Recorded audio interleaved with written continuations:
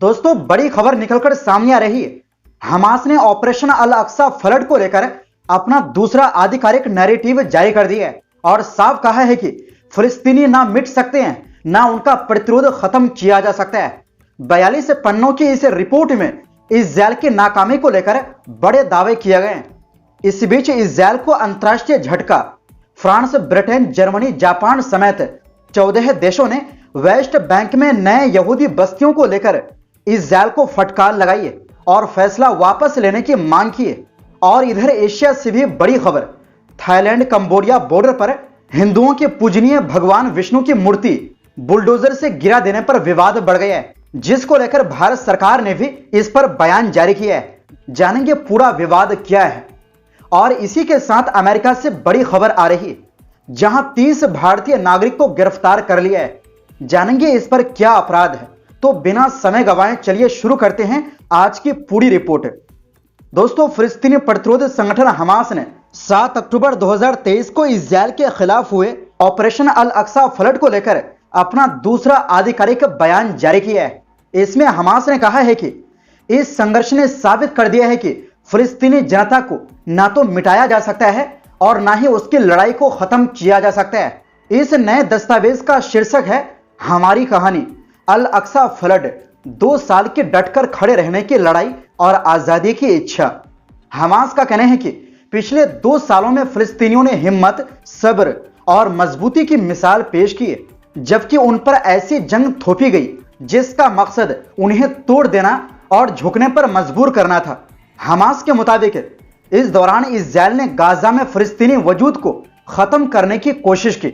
लोगों को जबरन बेघर किया गया, भूखा रखा गया और घरों, अस्पतालों व आम नागरिक ढांचे को पूरी तरह तबाह किया गया।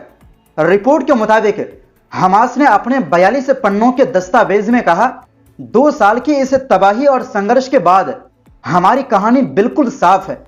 ऐसी कौम जिसे मिटाया नहीं जा सकता, ऐसा प्रतिरोध जिसे हराया नहीं जा सकता और ऐसी यादें जिन्हें भुलाया नहीं जा सकता।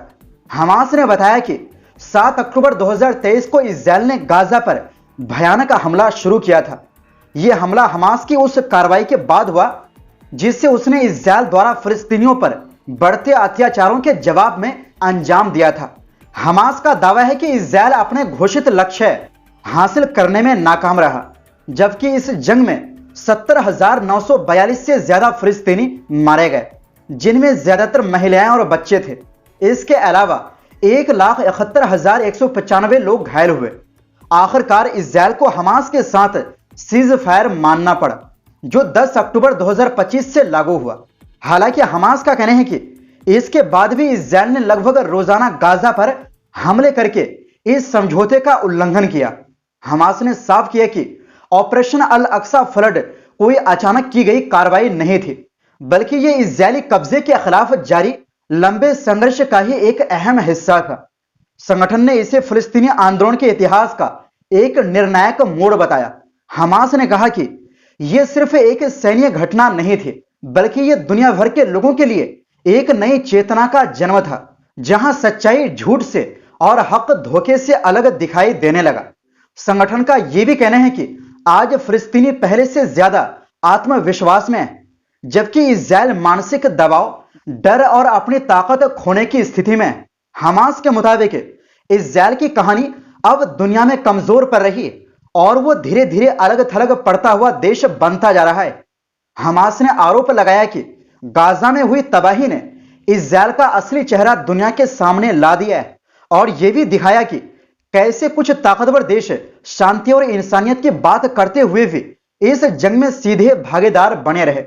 अंत में हमास ने दोहराया कि 77 साल से जारी प्रतिरोध तब तक चलता रहेगा जब तक फिलिस्तीन आजाद नहीं हो जाता, शरणार्थी अपने घर वापस नहीं लौटते और एक स्वतंत्र यानी आजाद फिलिस्तीनी राष्ट्र की स्थापना नहीं हो जाती, जिसकी राजधानी अल कुदस यानी यरूशलेम होगी। वहीं दूसरी ओर दोस्तों, फ्रांस, ब्रिटेन, कनाडा, जर्मनी और जापान समेत 14 देशों ने बुधवार को इस्राएल के एक फैसले की कड़ी निंदा की और यहूदी देश पर हमलावर हुए हैं। इन देशों ने कहा है कि इस्राएल ने कब्जे वाले वेस्ट बैंक में नए यहूदी सेटलमेंट्स को मंजूरी देकर गलत कदम उठाया है। फ्रांस के विदेश मंत्रालय की ओर से जारी ज्वाइंट स्टेटमेंट में कहा गया कि Belgium, Canada, Denmark, France, Germany, Italy, Iceland, Ireland, Japan, Malta, Netherlands, Norway, Spain और ब्रिटेन सभी देश मिलकर इजरायली सुरक्षा कैबिनेट के उस फैसले की निंदा करते हैं जिसमें वेस्ट बैंक में 19 नए सेटलमेंट्स यानी यहूदी बस्तियों को मंजूरी दी गई। इन देशों ने इजरायल से साफ कहा है कि वो ये फैसला तुरंत वापस ले और सेटलमेंट्स का विस्तार बंद करे। स्टेटमेंट में यह भी दोहराया गया कि ये देश किसी भी तरह के कब्जे और सेटलमेंट नीति के विस्तार के सख्त खिलाफ है। आपको बता दें कि इससे पहले इजरायली सुरक्षा कैबिनेट ने वेस्ट बैंक में 19 नए यहूदी बस्तियों को मंजूरी दी थी।